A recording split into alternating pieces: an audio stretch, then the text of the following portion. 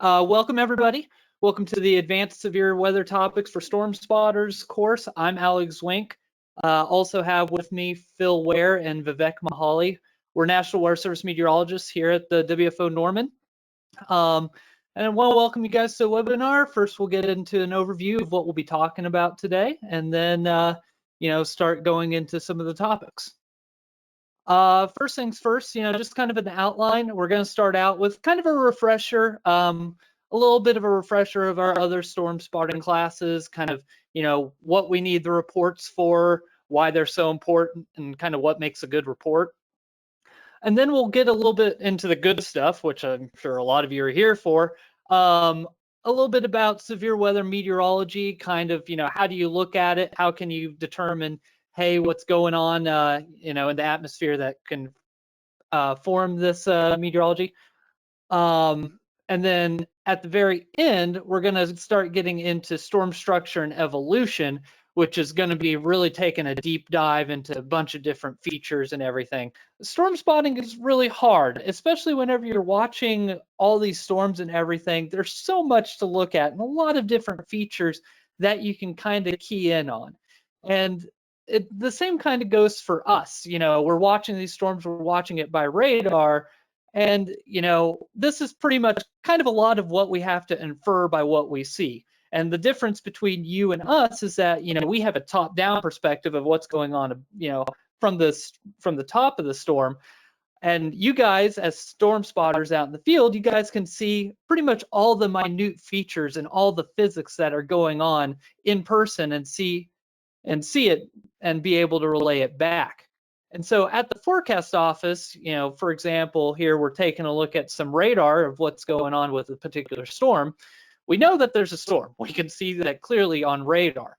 And whenever we see this, we think that it's producing severe weather or about to produce severe weather. We have a good idea of, something that might be going on.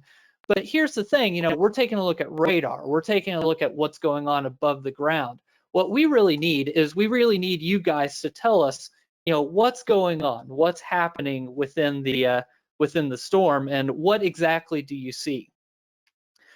And so whenever it comes to us making a warning decision, issuing a severe thunderstorm or tornado warning, really, taking a look at the storm from the top, is useful, but what we really need is a preponderance of evidence. We don't make that decision, set off the WEA, set off the EAS, and alert people, hey, you have a storm in our area, unless we're really confident that something's going on.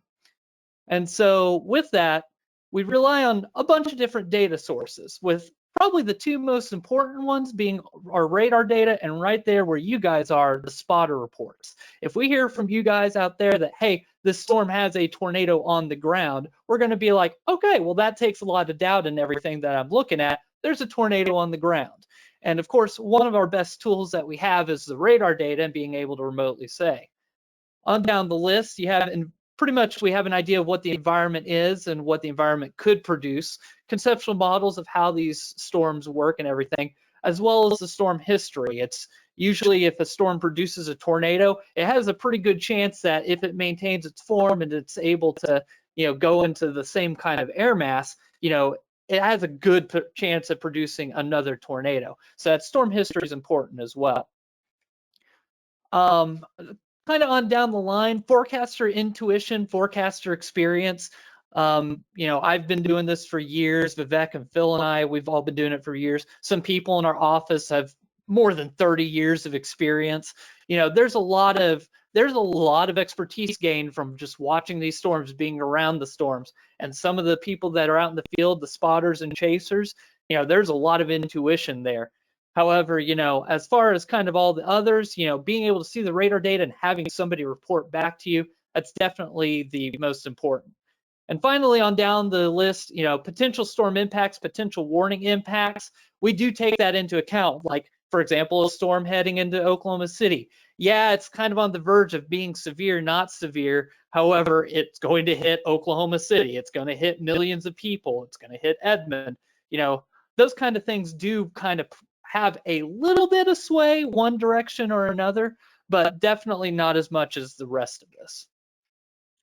And so whenever we're taking a look at this is a particular storm that has, it's kind of on the borderline. You do see some rotation within the storm. You do see, but, it's not really tight or anything. You don't have anything. This is where you guys as spotters can be really important and really useful for us, making the decision between severe thunderstorm or a tornado warning. And in addition to that, we have a paradigm of warnings now. And so you have the severe thunderstorm warning and you have elevated warning within that. So if that thing's putting out baseball size hail, we can emphasize it's like, hey, this is a particularly dangerous storm that's putting out very large hail. Or for example, if you have basically a wall cloud, a lowering, it's not yet to that tornado strength on the radar. If you're telling us that, we can enhance the wording of saying, yeah, there's a tornado possible. And also with our tornado warnings, you have that difference between it being an observed tornado and a radar determined tornado. And really kind of the whole point behind these warnings and everything is, we're here in the business of protecting lives and property. It's not really a business, it's more of a mission. Our mission is to protect lives and property. And so if we can emphasize,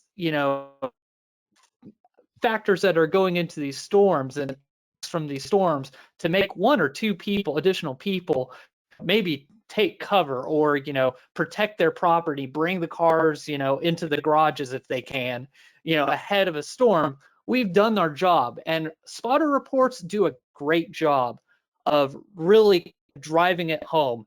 In this case, in the warning text, confirmed large and extremely dangerous tornado with weather spotters confirmed tornado. Just any little bit that we can use to further push the message of, hey, you need to take the storm very seriously and take shelter or do whatever you can to protect your lives and property. Whatever we can do to achieve that and really emphasize that, it's very useful. And you guys can be very, very important in being able to message this. Okay, so now that you guys kind of get a general sense on really kind of the importance you guys are to our messaging, let's kind of go into some of the basics of, what would make a good report and, what would you do reports on? And then we'll start getting into the good stuff and all the meteorology.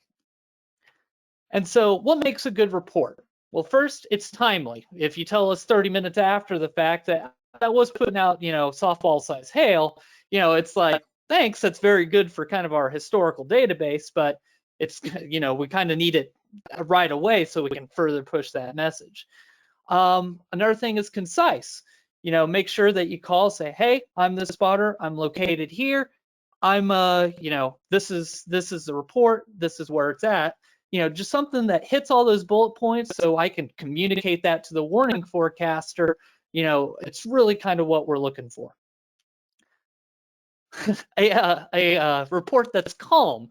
Kind of a personal experience with that windstorm that moved through Oklahoma City. We had a report from a spotter, and greatly appreciate the spotter, but he's sitting in the middle of 90-mile-per-hour winds, and I could barely make out every other word between each of the screams.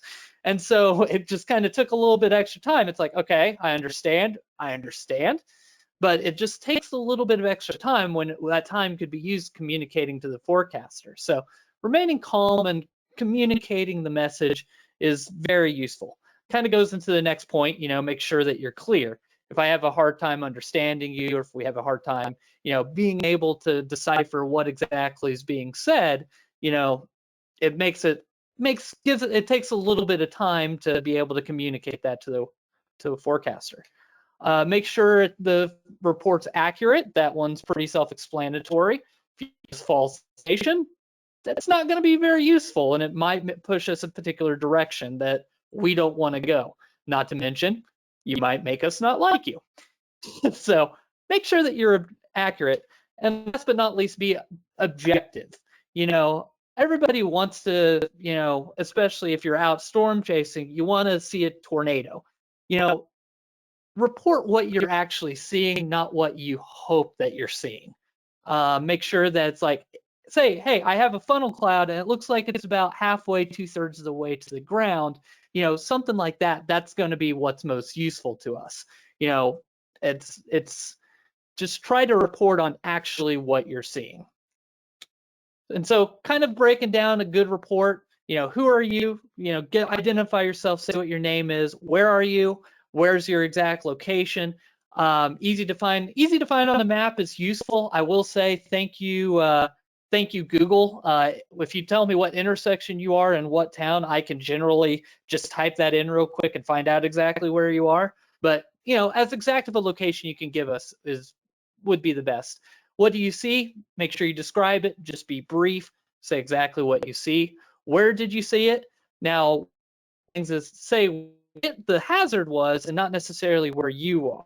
If you're reporting on a tornado, you're 2 miles, let's say, I've been watching Tiger King lately, so let's say you're 2 miles north of Wynnewood, tornado's 3 miles north of, you tell us, hey, this tornado is 3 miles north of Wynnewood. And then when did it happen? Be specific. If this was a minute ago, tell us a minute. We're going to be happy with any report you give us. I can tell you for a fact, I will be ecstatic that you're giving us a report, but be as specific as possible whenever you're giving us a report. Whenever you identify yourself, you're taking your spotter training, your storm chaser out there, don't hesitate to tell us you're a trained spotter or a storm chaser, especially if you're giving a report to our forecast office. If you're at another forecast office, you'll want to check with that forecast office, say, hey, I'm looking to get into spotting over the severe weather season. How do you want me to identify? They might have ID numbers to give to you that they can write down and include in the report. And then also check with any local spotter networks, just check with them as accessibility varies from place to place. Just any way to further identify yourself and give a good report. And then now let's break down if I want to give a report, how do I go ahead and give reports? First and foremost, that phone, we're a 24/7 organization. You call that number, somebody is going to pick up. The joke I always say is if you feel like talking about weather at 3 in the morning, if you give that phone call, there's somebody there that will talk to you about the weather. Might vary from forecaster to forecaster how excited they're talking to you. I'd always be excited to talk to you guys, but no matter what, that phone number is always a good option whenever you're wanting to give a report. Spotternetwork.org. This is a website that's run by a group of people that have very much streamlined how you can issue reports. I believe you need to set up an account on it, but it's a way to have that communicated directly to us through an internal network and be able to tell us, hey, this is what the hazard's going on right where I am. Amateur radio, we do still maintain amateur radio equipment. Our call sign is WX5OUN. If you radio this in while severe weather is going on, may take us a moment to get over to where the radios are if we don't have somebody stationed right next to them, but we are listening to the ham radios. Twitter, this has grown greatly over the past few years, and especially with the hailstorm that we had a couple days ago. This was very useful because we were getting reports almost instantly as the hail fell throughout Oklahoma City and Edmond. So at the NWS Norman is the handle that we use, and go ahead and tweet at us with useful thing is usually the pictures that happen to be tweeted at us. MPing is also another tool. It's a free app that you can get, and it's essentially crowdsourcing weather reports. You do an MPing, and this will go right onto some of our radar displays, so we'll be able to see any sort of report that's happening. A couple of less useful ways to report. This email address, srounspotter@noaa.gov. Usually we use this for kind of after the fact if people have damage pictures to send to us. It's not always monitored, so really only use this kind of after the fact kind of reporting. Facebook at NWS Norman. It works. Sometimes we have somebody monitoring it. This is not the most useful way of giving us this information. We'll do check it sometimes, but we're not usually as prompt as we are on Twitter. But again, it's NWS Norman. And so whenever you're doing reporting, just kind of breaking down kind of all the different features of what to report, kind of a little bit of special consideration needs to get paid attention to, especially with tornadoes. People tend to get really excited whenever it is tornadoes. So, we have different kinds of things. Like, for example, you have the tornado there in the top left, funnel cloud in the top right, and just your usual wall cloud there at the bottom.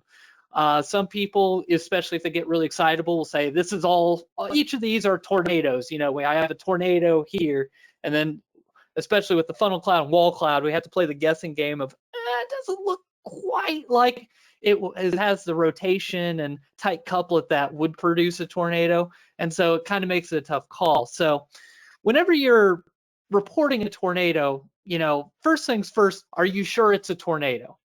Can you see the cloud base in the ground underneath the tornado?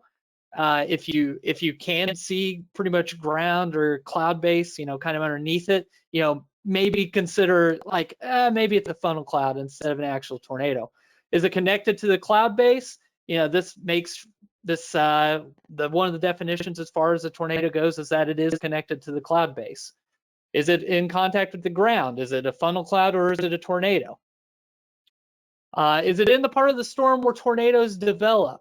This is kind of discerning it from your difference from your gustnados, your land spouts, and your tornadoes. If it's not in the right place where tornadoes develop, you might have to question. It's like, it's something that you can kind of communicate to us is like, I think I see a tornado, but I'm not sure that this is in the right place.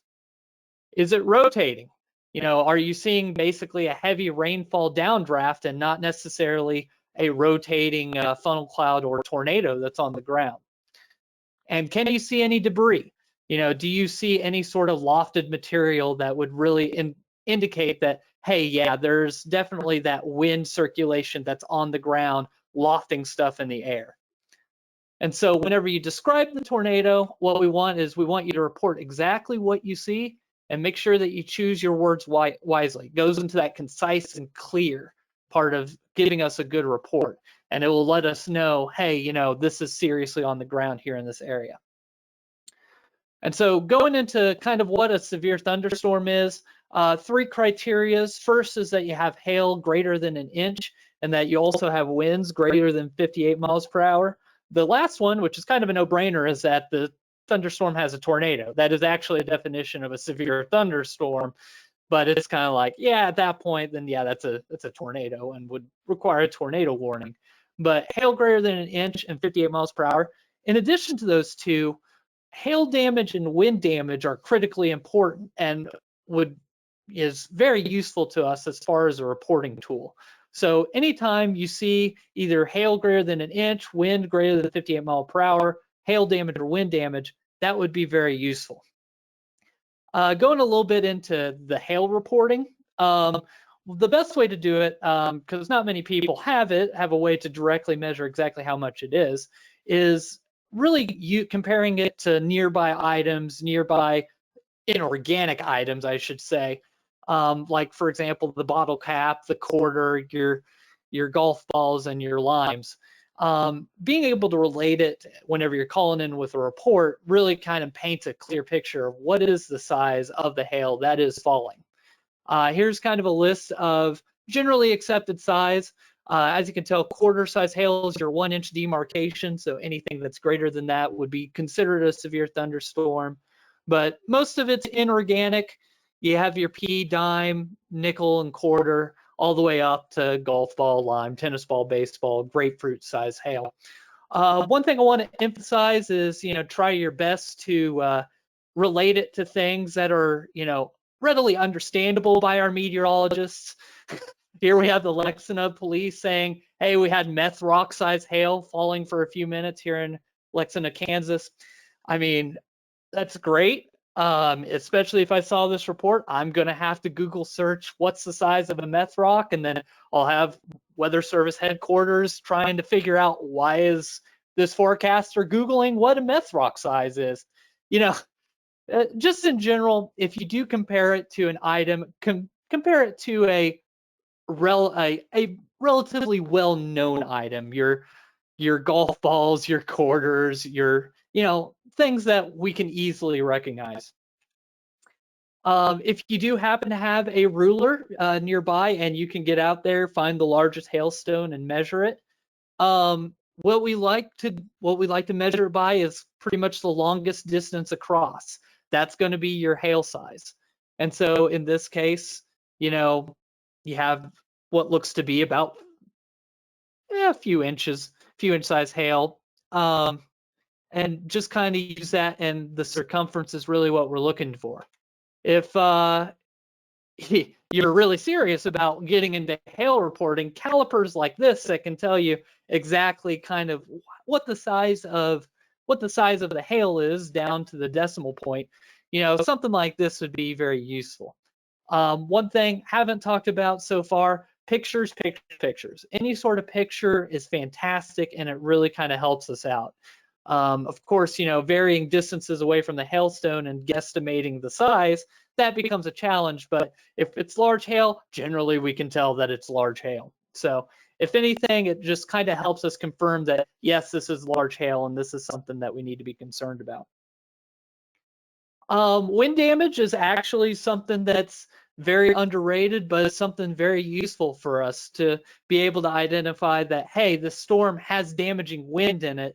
And so people really need to be careful, especially if they happen to be outdoors as a storm approaches.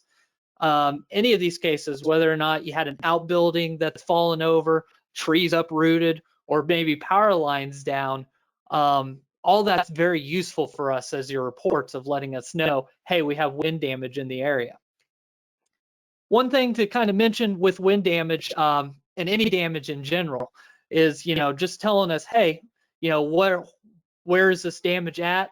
What time did it happen? If known, you can just tell us, hey, I have wind damage here. And we generally can go back and look on radar and determine what time it happened. If you know what time, great. We'd love to know that information. But if you don't, it's not that important.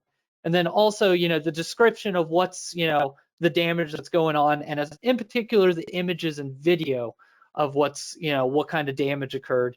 All of it is extremely useful to us. One special consideration with wind damage that tends to get confused, if you're really not sure what caused it, don't immediately assume it's a tornado. Winds, like for example, for Oklahoma City, that was 70 to 80 mile per hour winds that moved on through. That did, I would say, some more widespread damage than you would usually see in some of the weaker tornadoes. So even though you see a bunch of damage, you don't assume that it was a tornado damage. You can say like, hey, I have a lot of damage here. Could be due to a tornado, could be wind, but just don't automatically assume it was a tornado damage, and don't report it as tornado damage. Sometimes it's, makes it kind of difficult to, everybody gets hyped up and then people get angry when they find out, no, it was actually more straight line winds compared to a tornado. One last couple things that I want to talk about here are power flashes. Whenever you see a power flash, especially if you've watched plenty of television here in the Oklahoma market or anywhere, usually, people think that, oh, power flashes, power lines are breaking from a tornado passing by. There's actually generally a lot of different reasons why you could be seeing these power flashes. Could be damage from the wind snapping the lines or ice. Could be winds causing lines to touch and causing that spark to eject. And then you could also have an object resting across live wires. Something connects the wires and sends that jolt between the two. Whenever you do see power flashes, definitely report them. We'd love to hear about them and love to hear that, hey, that's going on. So it basically is either a high wind event or a tornado possibly. But again, just don't assume that it's a power flash means that there's a tornado. But on the flip side, it can really help confirm a tornado is present if other clues are present, especially if it's a nighttime event where, you don't visually see the tornado very well, but you see the power flashes and we're like, yeah, we do have a tight couplet that's going over there. That could push us a direction of saying, yeah, this is a confirmed tornado. If you're in the path of this, make sure that you're staying careful. And so that's pretty much all I have as far as reporting goes. If you want to learn more, just as kind of before we get into a lot of the high-end meteorology, we have this SPC NOAA.gov. They did a video lecture series on severe thunderstorm forecasting, which is bits and pieces of this you're about to get as far as the other sections go. in general, this is a good way to, if you're really curious and you want to follow up, we're all kind of trapped inside anyway, so might be a good time for me to go back through it. But if you really want to go through kind of a bunch of different ways of looking at severe storms, especially, using radars and things like that, there's this the SPC website that has a video lecture series on. All right, everyone. I hope you are able to hear me. We're going to get started here at 7:05.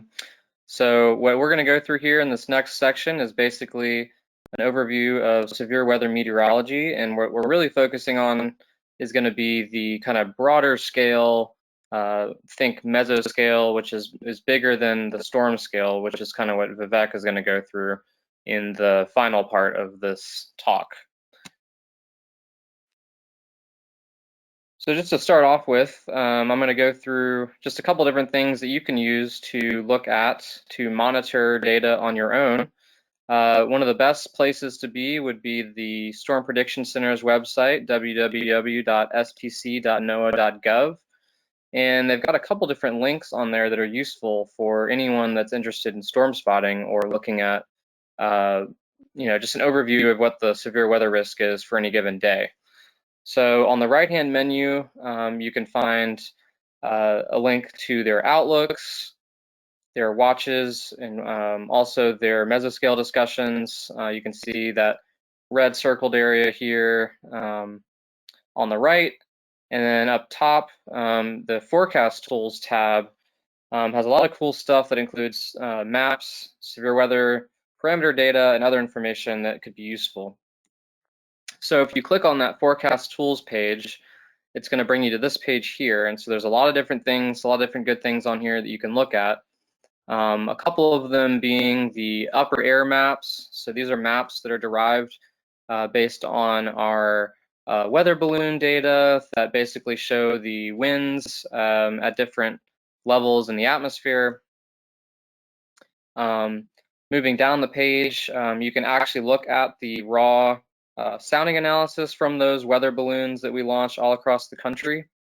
And, we'll go through a little bit of how to interpret a skew-T chart later on, but it can be a little complicated. So if that's something you're going to want to look at, you might want to look online elsewhere to find tutorials on how to read those in more detail.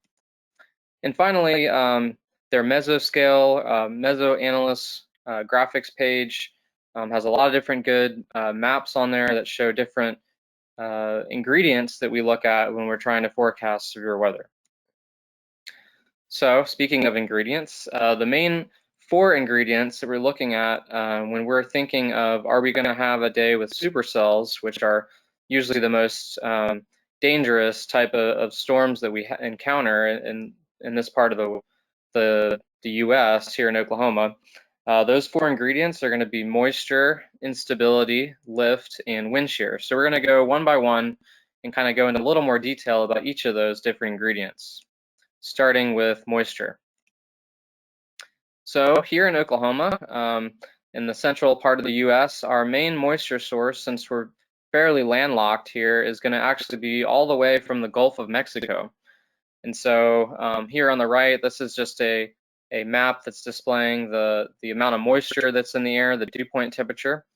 And so you can see the wind barbs are also plotted on there. So we've got southerly winds that are pushing that moisture right off the Gulf of Mexico into Texas and then up into our area here in Oklahoma.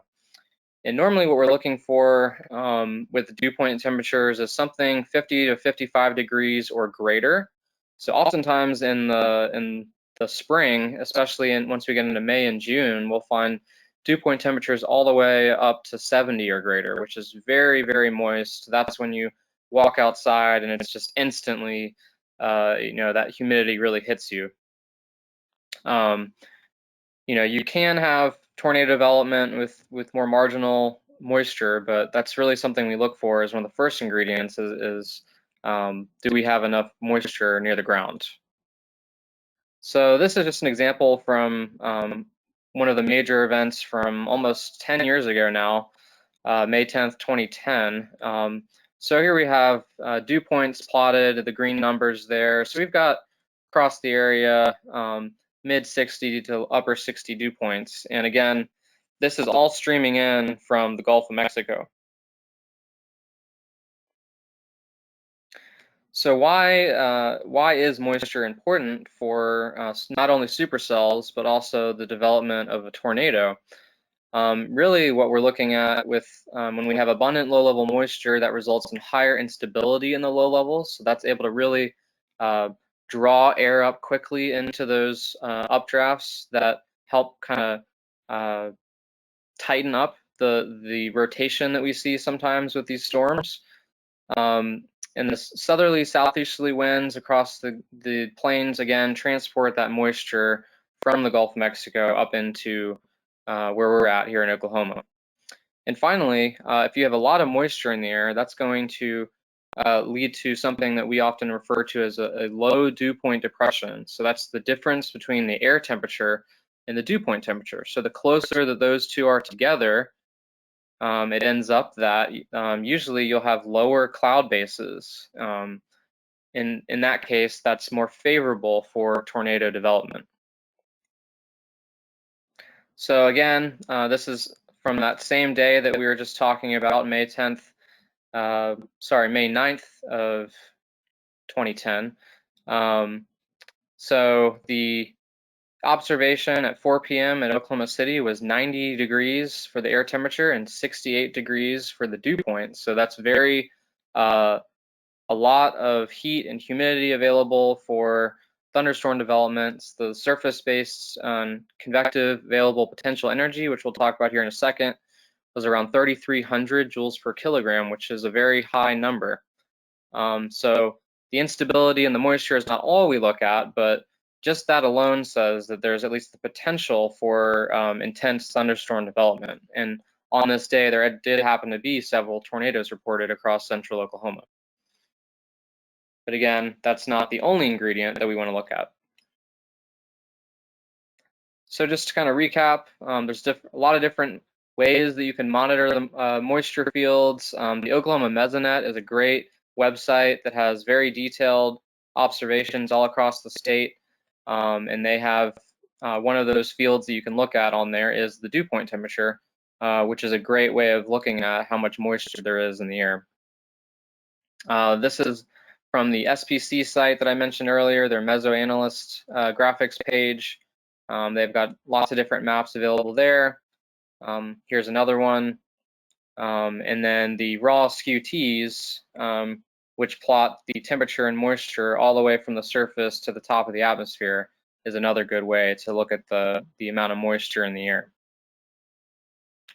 All right, so now we're going to move on to the second ingredient, which would be instability.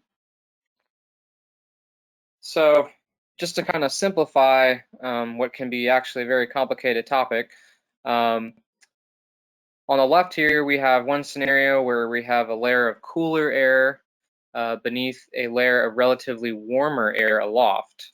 So in this scenario, if I ask you, will a balloon filled with cold air want to rise or sink in this atmospheric setup? So if you have cool air at the surface and warm air above that, remember that cold air is more dense and heavier than warm air.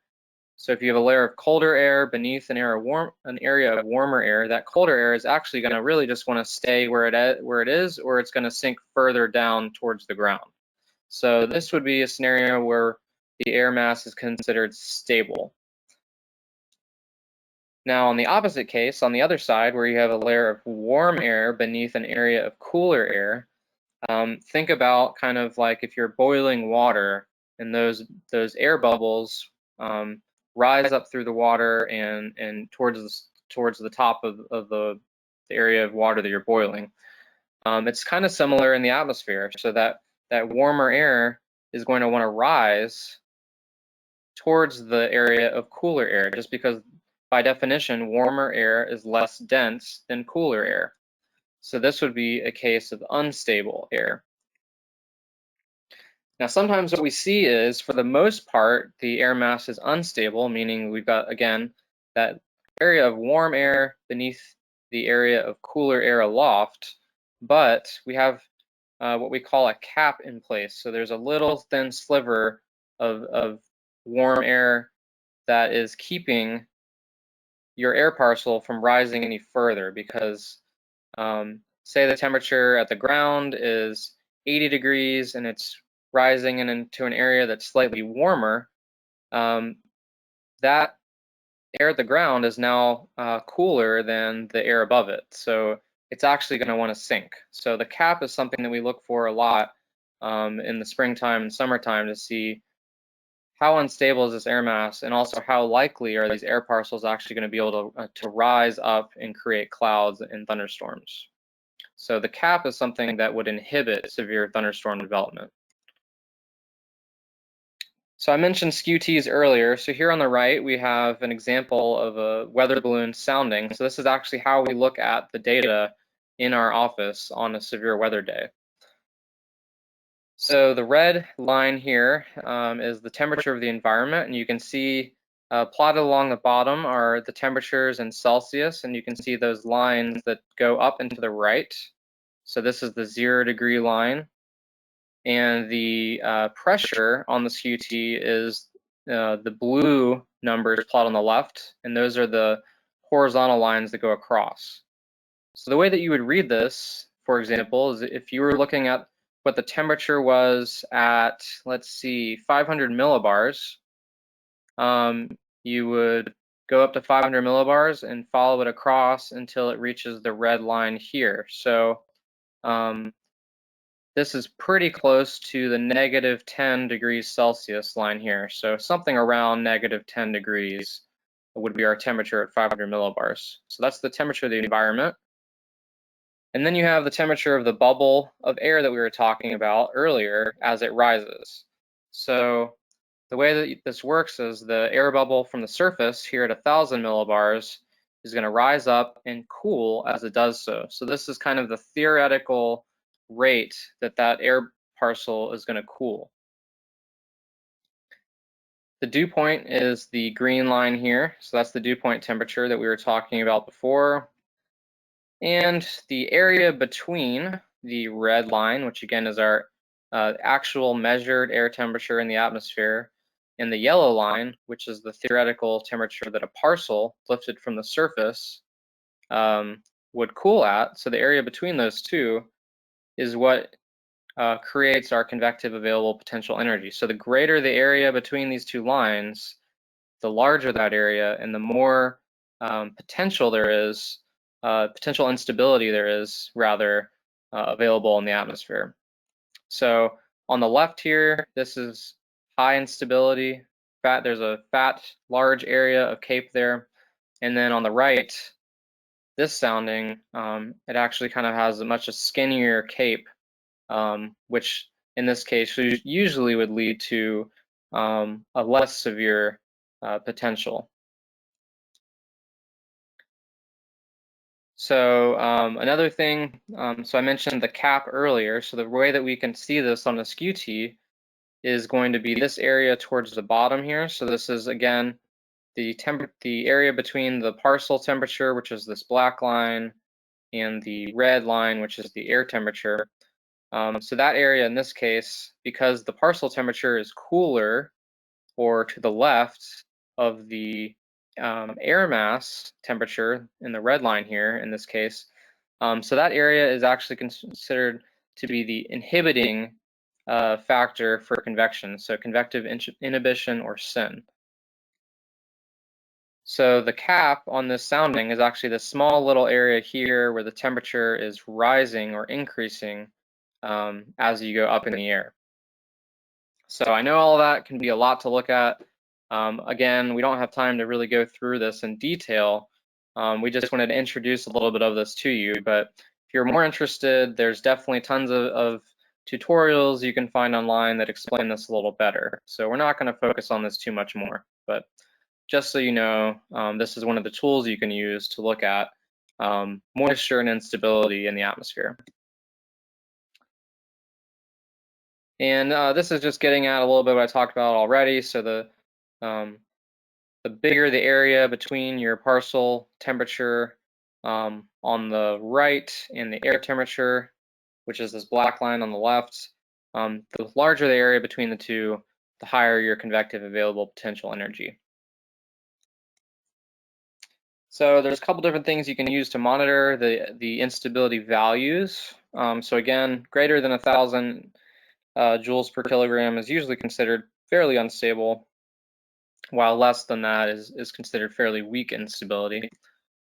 So the top section here that I have circled, that's good for instability analysis, and you can see there's a lot of different types of CAPE. So mostly what I was talking about earlier is your surface-based CAPE. So that's if you're raising a parcel from the surface and then all the way up. But you can also look at CAPE and instability from lots of different levels to see if you raised a parcel from, say, from the 850 millibar pressure level up from there, what would the instability be? Sometimes your actually most unstable parcel is going to be above the surface. So there's a couple different ways of looking at CAPE that we use.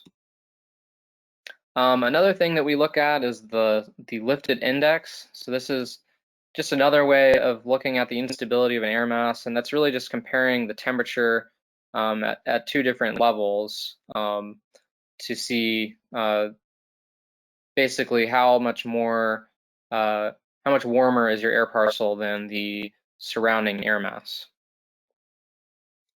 Lapse rates are something that we use to look at hail potential fairly often. So this is basically just the rate that the temperature is changing as you go up in the air. And so the higher that value is, the closer that value is to 9 or 9.5 degrees Celsius per kilometer, that means that you have rapidly cooling air with height, which is going to maximize your instability potential. So lapse rates of 7.5 or greater indicate that there's enough instability present for hail growth aloft. And finally, the LCL height. So I mentioned this briefly earlier. This is just basically your cloud base height. And so the lower your cloud base is, the more potential there is going to be for tornado development. And then at the bottom, there's also some fields to monitor short-term changes in all of these fields. And some of you may be familiar with the mesoscale discussions issued by the Storm Prediction Center. So they'll often talk about a lot of these things that I've mentioned, such as the lapse rates circled here and the SIN values. So that's, again, that's the convective inhibition. So if you do read these discussions, it might be worth kind of reading up a little more about some of these different variables that I've mentioned here to be more familiar with what they mean. All right, so we're halfway through our ingredients for developing a supercell. We've talked about moisture and instability so far, but just having those two things alone isn't really enough to initiate a storm.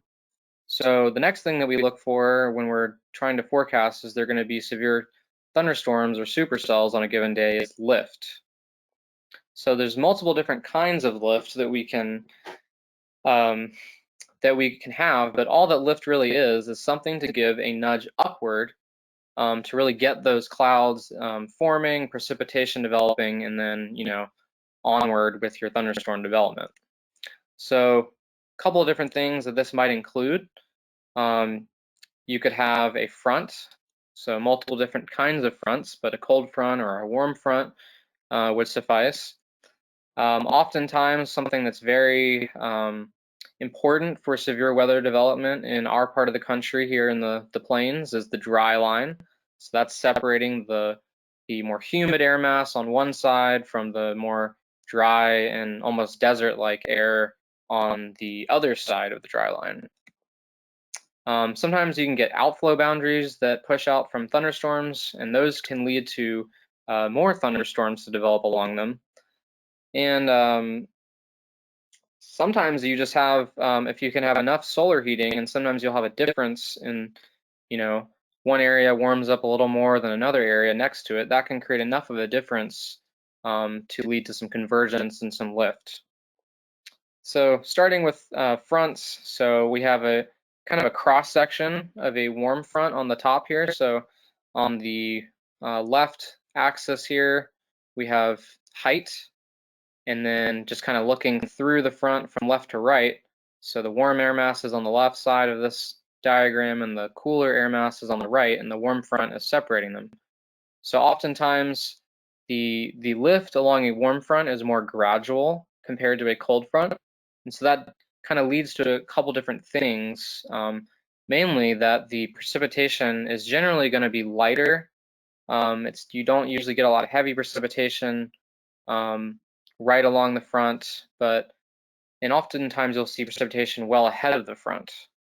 Whereas a cold front, the lift is more vertical, so that air mass is really being lifted quickly, and that can often lead to heavier precipitation and thunderstorms right along, or even sometimes just ahead of the front.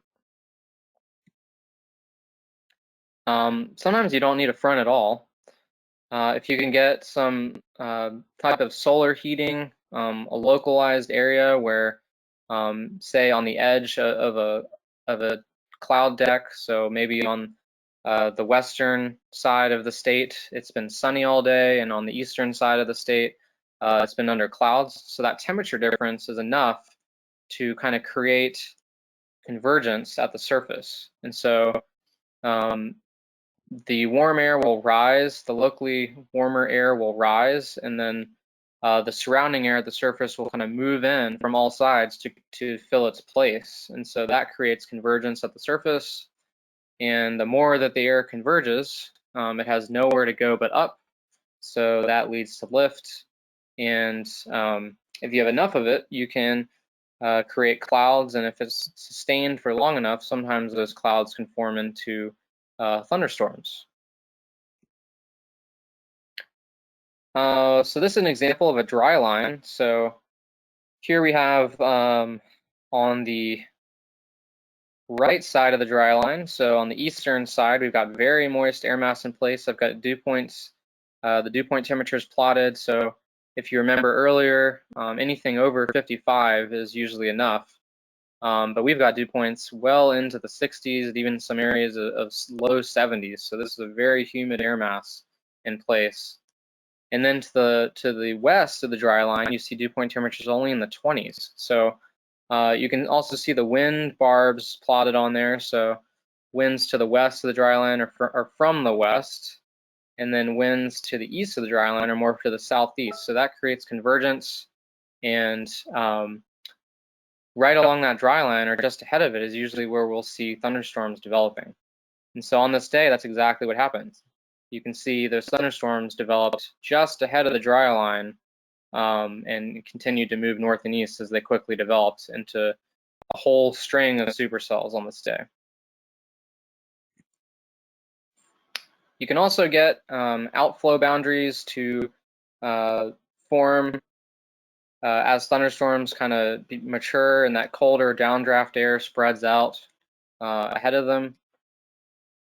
So that cold outflow pushes away from the storm, which can often lead to an outflow boundary. So you can actually see that on the radar here. There's multiple outflow boundaries. There's one kind of here. The main one is the one right in here that's most obvious, but there's multiple boundaries on this day and any one of them could really would be an area that we would focus on for potential thunderstorm development. So I kind of highlighted here in this example, the area that we would expect the potential, at least, for new thunderstorms to develop, as this whole zone would be considered favorable for lift and new thunderstorms to develop. So I actually just grabbed this example from about an hour ago here today. So it's been raining a lot for much of Oklahoma, eastern Oklahoma. So you can see we've got easterly winds and temperatures in the low 50s, and dew points also very similar to that. But if you look way off to the west into the Panhandle, the dew point drops off very rapidly, and we've only got dew points into the mid to lower 20s, and the air temperature is actually warmer than it is to the east. And you'll also see the wind direction change from southeasterly to northwesterly. So right in there, roughly, is where we would expect a dry line to be present. And we've actually had a lot of thunderstorms developing today up into Kansas, all the way down into the Texas Panhandle, right along this boundary, all this afternoon. And there's even been a few tornado warnings associated with this. Another way that you can monitor boundaries would be, again, to use the SPC mesoanalysis page. You can plot surface, pressure, wind, dew point temperatures, things like that. All of those are found in the menu here under the surface menu. So that's a good place to monitor your conditions. All right, so the final thing, the final ingredient here that we often look at is wind shear. So all that wind shear really is, it's an increase of wind speed or direction with height. So this is something that we look for in the atmosphere on a day that we would expect supercells to develop. Because if you don't have the wind shear, basically your updraft is going to go straight up, and then it's all going to come straight back down in the form of a downdraft with all that precipitation and colder air, and that's basically going to kill your storm off. So these supercells, for them to develop, they need this wind shear to kind of push the precipitation away from the updraft and allow for it to sustain itself for longer periods of time. So that deep shear is something we look for to say, okay, are supercells, is there potential for supercells today? But then the low level wind shear is what we look for when we're looking at tornado potential. So that's the layer that's closest to the ground. So what I have here is actually a time-lapse video. So this is a great illustration. You'll see as I play it, this is a great illustration of wind shear in the atmosphere. So you can see the upper level winds here, the clouds are being pushed along basically in a completely different direction than the low level clouds. So you'll notice the low level clouds coming in from the bottom left, from left to right, while the upper level clouds are moving from right to left. So all these clouds are doing is illustrating the air movements that are sometimes invisible to us when we don't have clouds to see them. And this was a roughly 2 to 3 hour period that this time lapse covers. So there's kind of multiple different types of shear that can be present.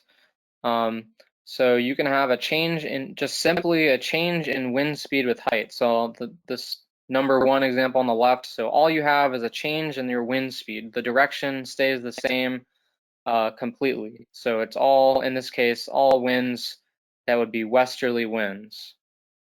And all you have is a change in the magnitude of that wind. So they're increasing with height in this example.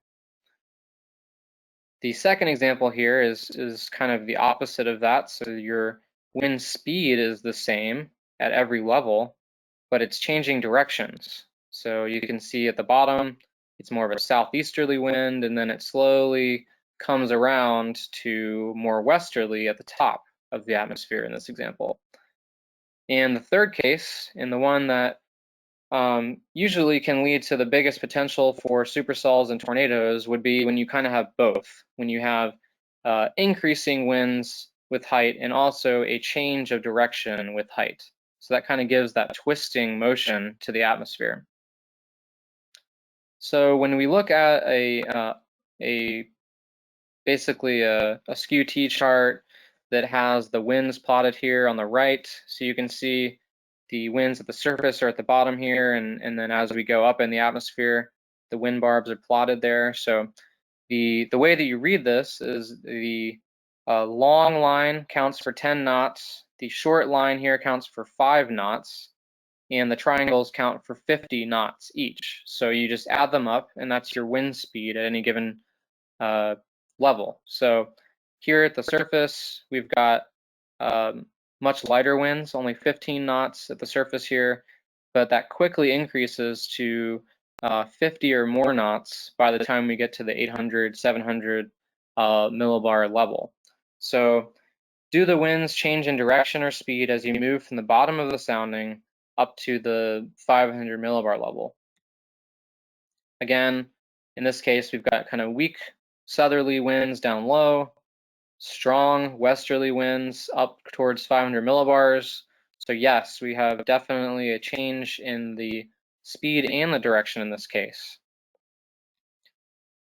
Now we want to look again at the low level wind shear to see, okay, we've got that deep layer wind shear, definitely has potential for supercells just from the wind shear aspect, but do we have tornado potential to go along with it? And so then we're just looking really down from the first, really the first kilometer, 2 kilometers is where you're mostly focused on there. So this layer here. So again, we have a pretty sharp change in both the speed and the direction just in that first lowest half mile of the sounding. So yes, in this case, this would be favorable for tornado development. And so to kind of just conceptualize a lot of that, so again, we've got our wind profile similar to previously. So we've got a change in wind speed and direction with height. And so what that's going to do is just by the sheer fact of the wind direction and speed alone, you're going to end up creating these what basically we call vortex tubes, horizontal vortex tubes along the ground. Basically, the air starts to roll over on itself in this kind of manner just due to the higher winds aloft pushing faster over the top of it compared to the weaker winds down below. So you can think of almost like a roller, like if you're rolling out bread dough or something, and that roller is rolling along. That's really what this looks like, but you can't usually see it because the air, it's not visible to you in the air. But what happens is if you can get an updraft to form over top of one of these vortex tubes, you can start to tilt it. And the more you tilt that, the more that rotation is going to be basically incorporated into the storm. And so looking at the storm in the background here, you can almost see that kind of rotation just by tracing the cloud lines here. You can almost see that rotation in these kind of discs. And so this is definitely a very classic looking structure for a supercell. So definitely a lot of wind shear was present wherever this picture was taken. So remember, a supercell is defined as having a persistent rotating updraft, something that we often refer to as a mesocyclone. And a mesocyclone will increase that tornado potential, but does not always guarantee that you'll see a tornado. Again, that low level wind shear is what we're focusing on for the tornadoes. So to kind of summarize the conditions that are favorable, that would be favorable for tornado development, would be a situation where you have high low-level wind shear in the lowest levels, especially in the, basically the lowest 1 kilometer is we're focusing on. The surface winds become more easterly. What we often refer to this as a backing of the winds. So this will usually, considering you often have kind of a westerly wind aloft, if you have more easterly winds at the surface, that's going to maximize your low-level wind shear. Often you'll see the wind shear increased along a boundary, such as an outflow, which is kind of what happened today. I mentioned there was multiple tornado warnings out on the Kansas and into the Oklahoma and Texas panhandles. What that was basically an outflow boundary that had pushed westward from the rain that we saw in much of Oklahoma today. So that boundary served as a focus for wind shear. Tornadogenesis is going to be more likely. So tornadogenesis just means the formation of a tornado. It's going to be more likely if a supercell travels parallel to the boundary. So basically it's going to maximize the time that it has to move in that high wind shear environment.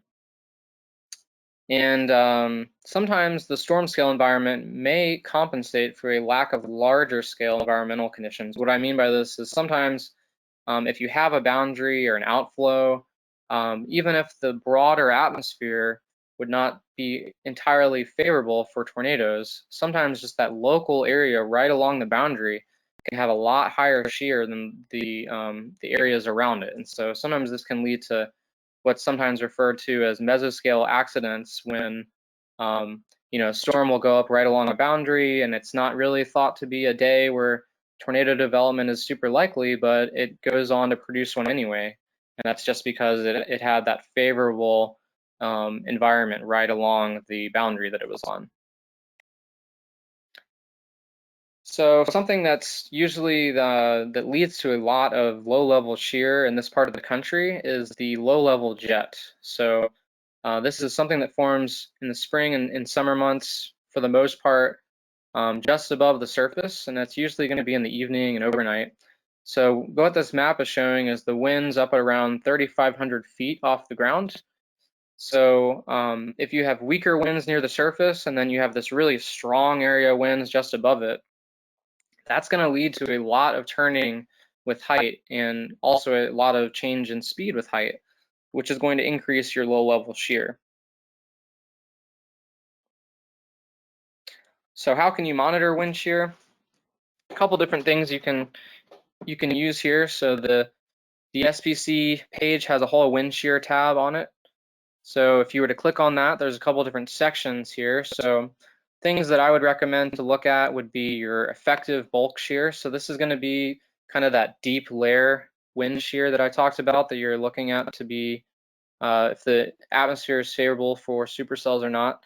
So mostly if you have a effective bulk shear greater than 30 or 35 knots, that's usually going to be enough for supercell development.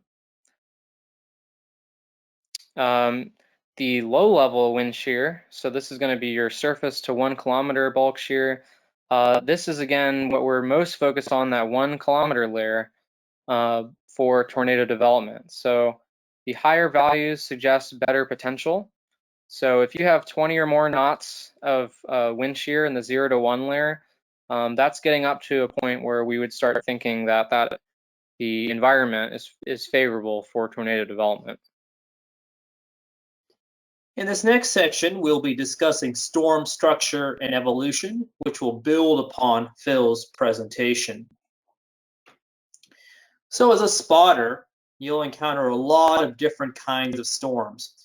As meteorologists who study thunderstorms, we've tried to classify storms and label them according to their type. Just about any thunderstorm can produce severe weather, but the most dangerous weather often occurs with a supercell thunderstorm. A supercell is a highly organized thunderstorm that is capable of producing a variety of violent weather. Supercells form in atmospheric conditions that help them sustain themselves for long periods of time, so their lifetimes may be measured in hours instead of minutes. The most significant tornadoes and the largest hail usually come from supercell storms. So every thunderstorm starts with what we call an updraft. The updraft consists of warm and humid air that rises much like a hot air balloon. The stronger the updraft, the more likely the storm is to produce severe weather. In the most intense storms, the air in an updraft may be over 100 miles an hour. But no matter how powerful an updraft may be, rain and hail will eventually move outside of the strongest updraft, and gravity will bring the rain, cool air, and precipitation to the ground. This forms the second part of a thunderstorm, the downdraft. A downdraft may bring any combination of rain, hail, and strong winds to the ground. When the downdraft reaches the ground, it obviously has nowhere to go but sideways, so the rain, cool, dense air in the downdraft will spread out in all directions. Now, a supercell has an updraft and a downdraft, but what makes a supercell special is its rotating updraft. This rotation in the storm makes the updraft more intense and helps make the storm more persistent and much more organized.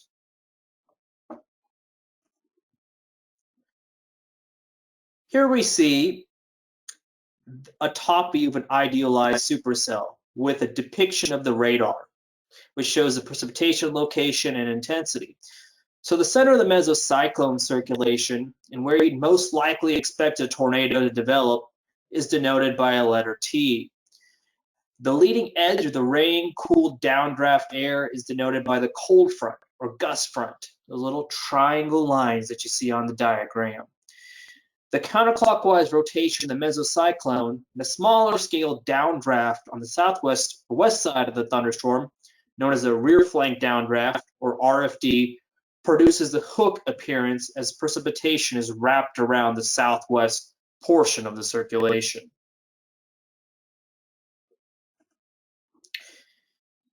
It is important to note that there is a broad spectrum of supercell structures. Supercells are generally grouped into 3 different structural classes, depending on the amount of precipitation contained within the core. So low precipitation, or LP supercells, are generally dominated by updraft with little precipitation reaching the ground. Classic supercells generate enough precipitation to be able to produce enough downdraft for a moderately strong outflow. And finally, high precipitation, or HP supercells, which are highly efficient precipitation producers and are often produce strong downdrafts and outflows. These are the most dangerous when it comes to storm spotting because of reduced visibility. And if there is a tornado, there is a decent chance it could be rain wrapped. As a reminder though, all supercells are dangerous. HP ones are just more dangerous because it can be difficult to see what's going on. Also, note in the real atmosphere, it is a continuous spectrum between these 3 types. So now, here are the top views of the 3 types of supercells. Again, for LP supercells, there may be little or no presence of a hook echo, and most of the precipitation is carried well downstream of the updraft.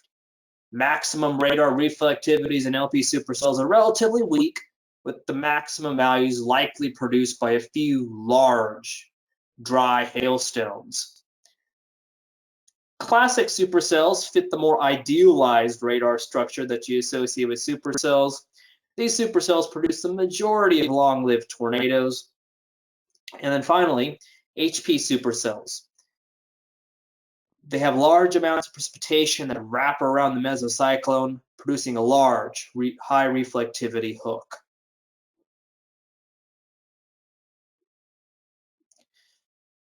So now let's talk more in detail about the 2 different kinds of downdrafts in a supercell.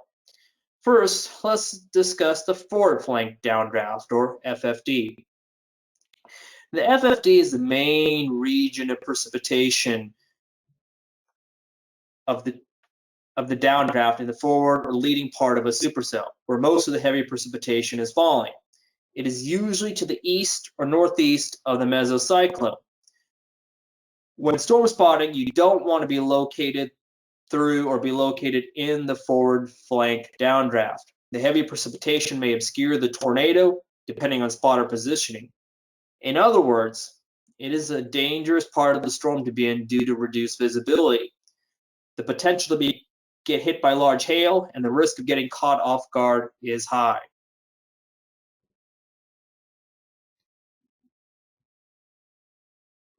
The other downdraft located in the supercell is the rear flank downdraft, or RFD. An RFD is a region of dry air subsiding on the backside of and wrapping around a mesocyclone. It is often visible as a clear slot wrapping around the wall cloud.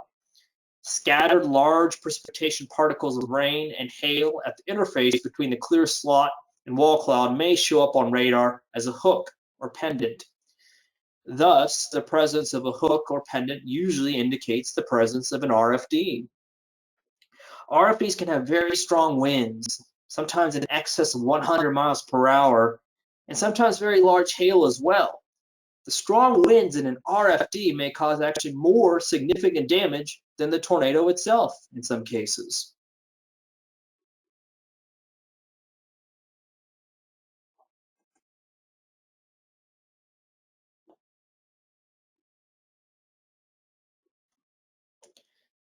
Now, an RFD can be wet or dry, or in many cases, a hybrid between the 2.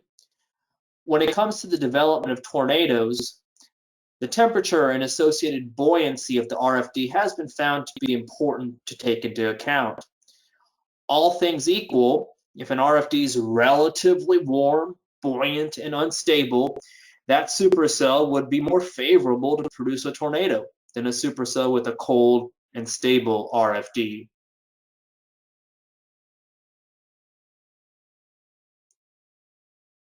And here's a diagram adapted from Marquis et al. 2012 that describes the potential importance of the RFD temperature. Again, the research indicates that there is an optimal balance at which there is enough cool air to produce low-level rotation, but not so cold to weaken the updraft and thus prevent tornado genesis. So as a storm spotter, observing if an RFD is relatively warm or cool versus very cold is important.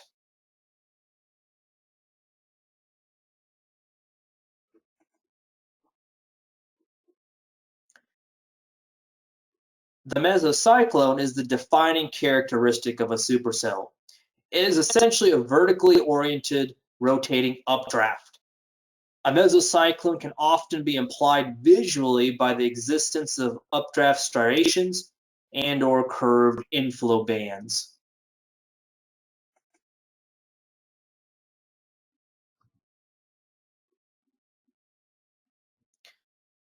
So mesocyclone formation, essentially what you have is ambient shear creates a horizontal vortex tube, and the updraft tilts the tube in the vertical. As the updraft intensifies, the rotating column is stretched, causing it to spin faster. And essentially, mesocyclogenesis is complete.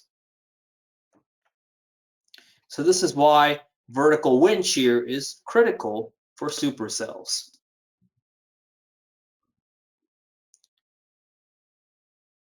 Next, let's talk about tornadoes.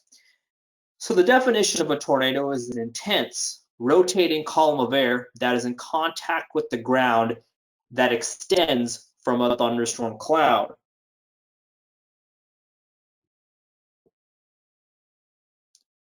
As a storm spotter, it is important to understand the storm evolution that leads to the formation of a tornado, or in other words, tornado genesis.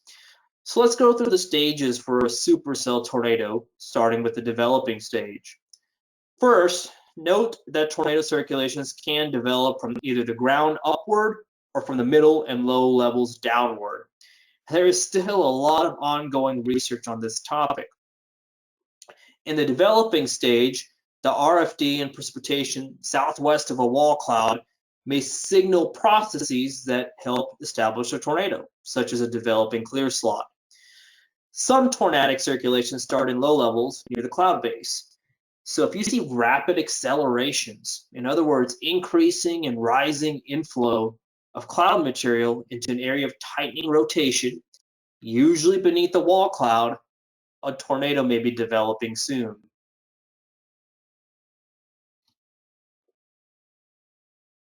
The mature stage is potentially the strongest and most dangerous stage of the tornado's lifetime. In this stage, the funnel often has a near vertical orientation. Note that the visible funnel may not extend all the way to the ground or may become hidden inside the wrapping precipitation. Remember, if you see a debris dust cloud beneath a funnel cloud, that means there is a tornado because the tornado is the air, not the condensation. Often, the RFD wraps around the south and east side of the wall cloud, gradually cutting off original inflow air. The rain-free base may take on a horseshoe-shaped appearance. The tornado and wall cloud may be found at the north end of this structure.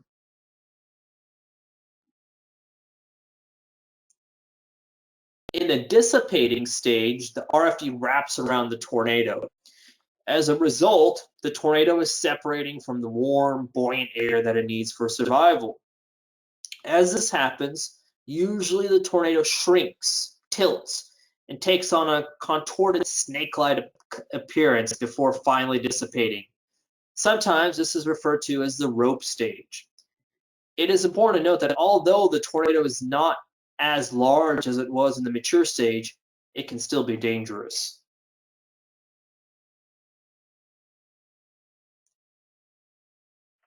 Now, with some supercells, the story doesn't end there. Instead, inflow may be refocused a few miles east of the dissipating tornado, and if the environment is favorable, a new mesocyclone and wall cloud will form. The new mesocyclone and wall cloud will become the dominant part of the storm, and a new tornado may form.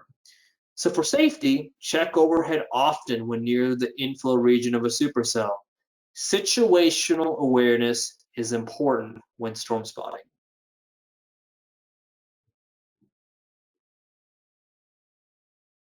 So in this diagram, you can see the new tornado by the new triangle to the east, and then you can see the old triangle to the west.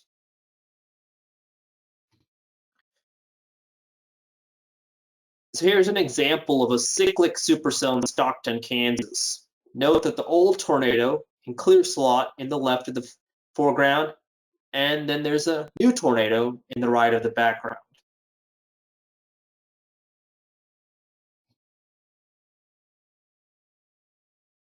Here's another example of a cyclic supercell in Zurich, Kansas.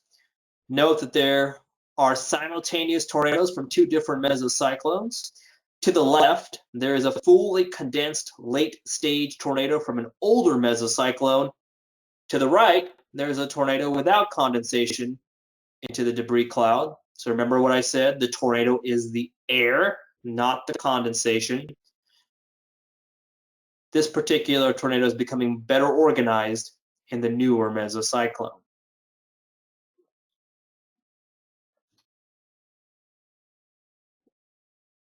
So what is the current theory on tornado genesis? Well, first off, I want to emphasize that this is still ongoing research. Researchers across the world are still trying to understand why tornadoes develop. I will present a theory on supercell tornado genesis from Professor Paul Markowski and other collaborators. Dr. Markowski is a professor of meteorology at Penn State. I encourage you to read the cited papers or go to his website for more details.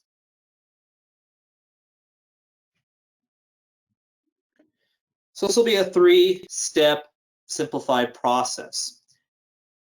In step one, we have the development of rotation aloft. Again, to reiterate, supercells are storms that have a rotating updraft.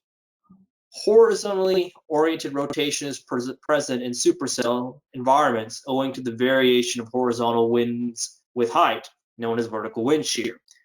So parcels of air in such a wind field possess what is known as streamwise vorticity. The term refers to spin that is aligned with the direction the air parcels are traveling. Air parcels that enter the supercell's updraft spin like spiraling footballs.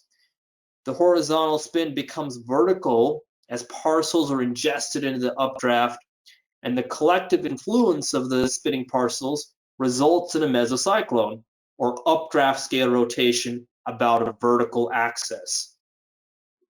Updrafts with mesocyclones can be visually stunning, with the updraft being striated like threads of a screw and the rotation being plainly visible to the naked eye. In step two, we have the development of rotation next to the ground. Recall that supercell storms typically have an expansive region of downdraft and outflow that extends from the northeast of the updraft around the updraft's northern flank and wraps around the western flank.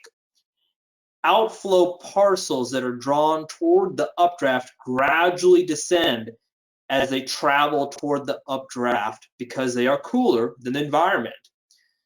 Those parcels that travel along the immediate cool side of the gust front experience a horizontal temperature gradient en route, with warm air to the parcel's left and cool air to the parcel's right, with respect to the direction that the parcels are moving.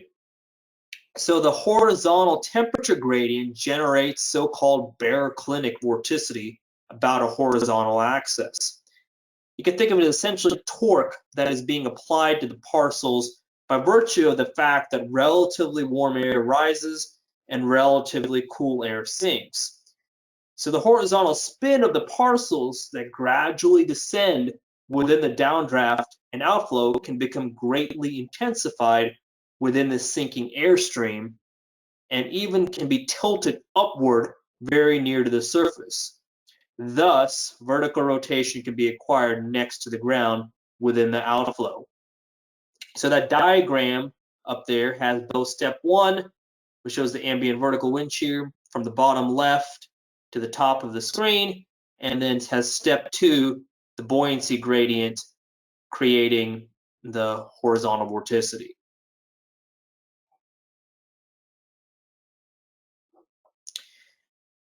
In the third step, we have intensification of near-ground rotation.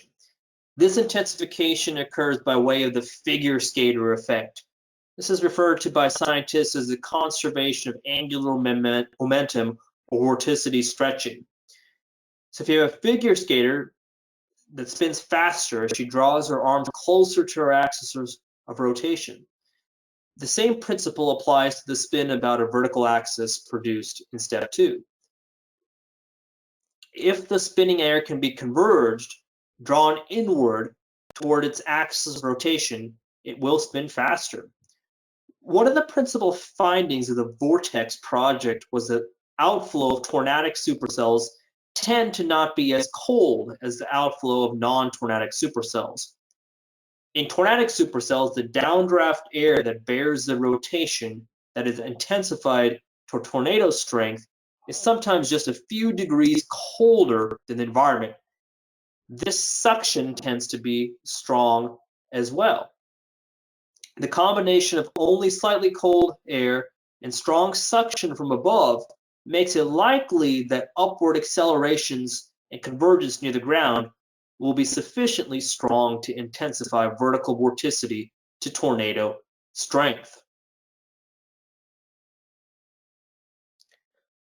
Conversely, in non-tornadic supercells, the outflow air can be much colder than the environment, which implies that the air is heavy and resists upward acceleration.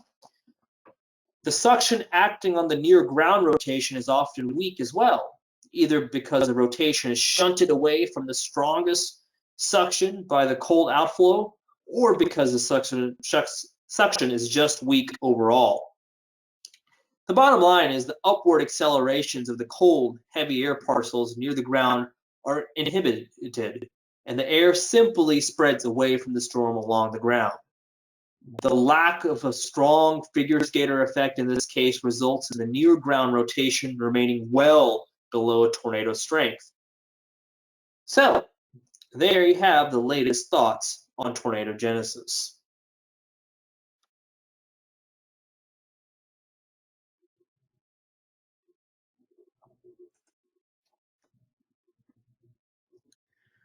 So we just discussed supercells. Another type of storm that can result in tornadoes are QLCSs. What is a QLCS? Well, QLCS stands for quasi-linear convective system. And essentially this encompasses squall lines and bow echoes.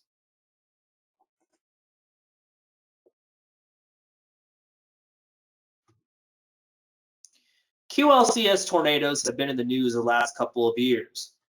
Here's some recent headlines. May 2nd, 2018, EF1 tornado touches down in Norman.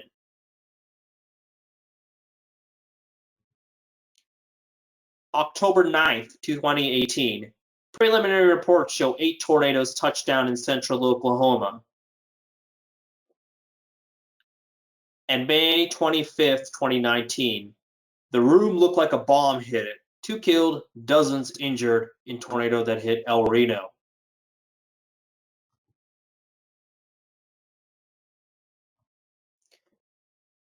So recall that supercells have mesocyclones. Well, QLCSs can have mesovortices. QLCS mesovortices can have strengths comparable to mesocyclones associated with supercells. However, they are different than supercells.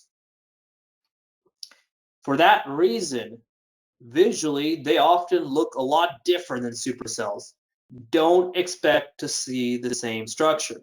Don't expect to see the updraft striations and or curved inflow bands. And many times tornadoes will be rain wrapped in these situations.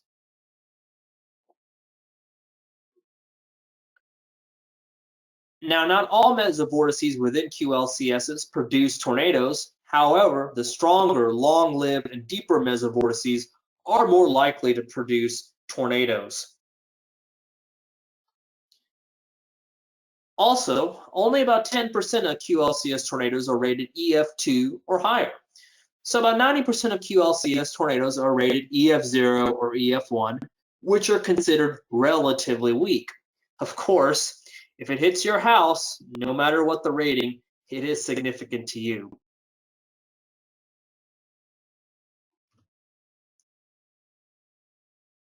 But it is important to still take them seriously, as some can be significant.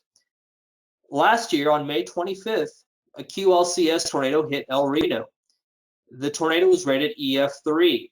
This tornado was on the ground for only 4 minutes with a path length of 2.2 miles and a path width of 75 yards. There were also 2 fatalities and 19 injuries from this tornado. Here are some photos of the damage from the El Reno tornado. So yes, though it is rare, QLCS tornadoes can be significant and deadly.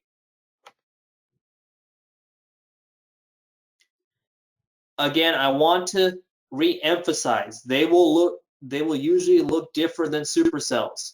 QLCS tornadoes are much more dangerous to storm spot because they're often quick moving, rain wrapped, and usually only last for a little time.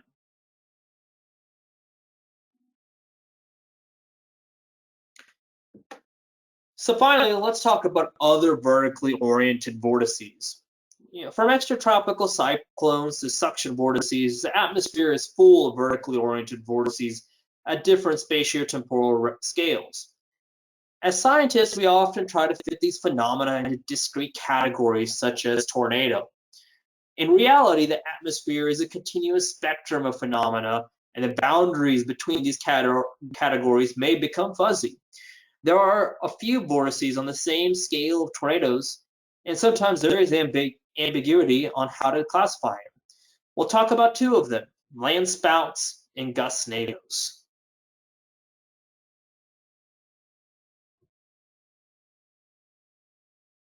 In a landspout tornado, the parent cloud does not contain a pre-existing mid-level mesocyclone. They occur due to the stretching of environmental vorticity along a front or boundary and are normally associated with higher base storms. The landspout was named because it looks like a weak Florida Keys waterspout over land.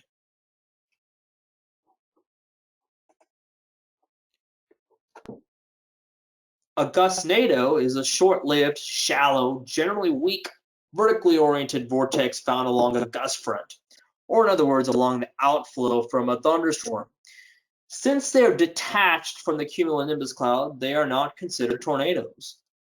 Gustnadoes are usually visualized by a rotating dust or debris cloud. Remember, anytime you have horizontal winds changing speed, it's not too tough to get some degree of vertical rotation. While they're not considered tornadoes, they still indicate the potential for damaging wind gusts. So here's another example of a gustnado.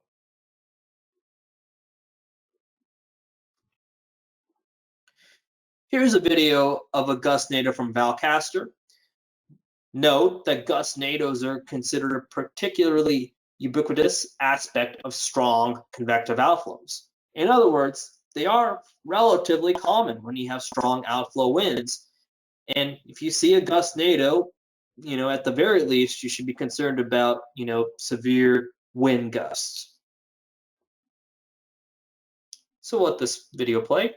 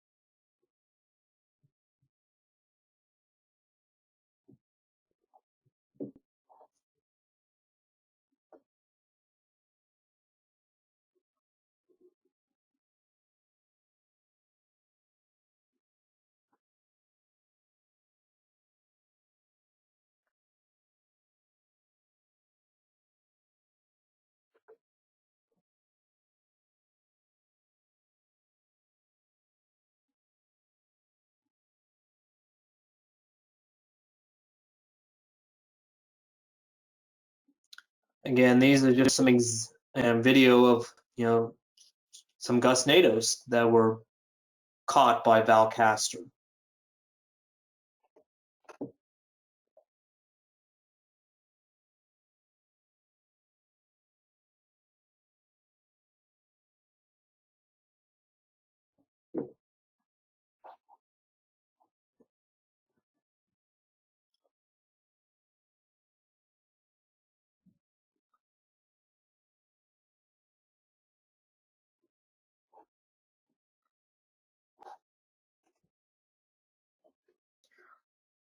All right, finally, I want to briefly talk about safe positioning. If you are storm spotting in your vehicle, it is important to take account the storm motion, road network, and other storms. And really, if you're storm spotting from your vehicle, you should have a partner with you as well. One thing you should be aware of is splitting supercells. A left split is more likely to produce very large hail. They rarely produce tornadoes. A right split is more likely to produce tornadoes and may also contain large hail. Splitting storms present a challenge for mobile storm spotting. Left movers are notorious for long paths of massive hail. Right movers may even turn southeast or even south-southeast. The bottom line is situational awareness is extremely important when it comes to safe positioning because storms are not static and their motion are not linear. So if you're on this little spot up above to the north where this pink X is, you got to get ready for some hail. While if you're at the yellow X, hail, wind, and zero visibility will make it difficult for you to see what's going on. That's not where you want to be. If you're at the red X right now, you're safe unless the storm makes a hard turn to the right. You always want to have escape routes if you're storm spotting in your vehicle.